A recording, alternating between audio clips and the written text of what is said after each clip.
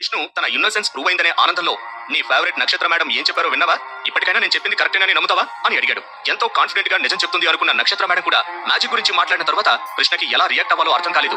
కృష్ణ అనుమానంగా చైర్లో నుంచి లేచి నిలబడి, మేడం మనకిప్పుడు లిటరేచర్ క్లాస్ కదా, మీరు బ్లాక్ మ్యాజిక్ గురించి చెప్తున్నారేంటి అని అడిగాడు. కృష్ణ ఏమడుగుతాడో ముందుగానే గెస్ట్ చేసిన విష్ణు అతన్ని చొక్కా పట్టుకుని వెనక్కి లాగడానికి ట్రై చేశాడు. కానీ ఈలోపే కృష్ణ అడగాలనుకున్నది అడిగేయడంతో ఆడిటోరియంలో ప్రోగ్రామ్ అయిపోయిన తర్వాత వచ్చే చప్పట్ల సౌండ్ లాగా 40 మంది స్టూడెంట్స్ పొట్ట చెక్కలయ్యేలా గట్టిగా నవ్వడం స్టార్ట్ చేశారు. అందులో ముఖ్యంగా శ్యామ్ అయితే కడుపు నొప్పి వచ్చేంతగా నవ్వుతున్నాడు.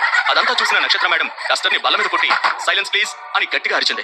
ఆమె మాత్రం నవ్వకుండా తన కలువ పూలు లాంటి కళ్లకు పెట్టుకునే గ్లాసెస్ తీసి టేబుల్ మీద పెట్టి కృష్ణని చూసి చిన్న స్మైల్ చేస్తూ, కృష్ణ నువ్వు అడిగిన లిటరేచర్ క్లాస్ నార్మల్ స్టడీస్ లో ఉంటుంది. ఇక్కడ అలాంటి సబ్జెక్ట్స్ ఉండవు. ఇక్కడ నువ్వు నేర్చుకునేది మొత్తం మ్యాజిక్ గురించే. ఎక్కడా లేని దానిని ఉన్నదానిలా క్రియేట్ చేయడం నేర్పించడమే ఈ స్కూల్ యొక్క ముఖ్య లక్ష్యం. నువ్వు కూడా మేము నేర్పించినవన్నీ చక్కగా నేర్చుకుని ఈ సొసైటీకి ఉపయోగపడే ఒక మంచి మెజిషియన్ అవ్వాలని నా ఆశ, సరేనా అంటూ క్లియర్ గా ఎక్స్ప్లెయిన్ చేసింది.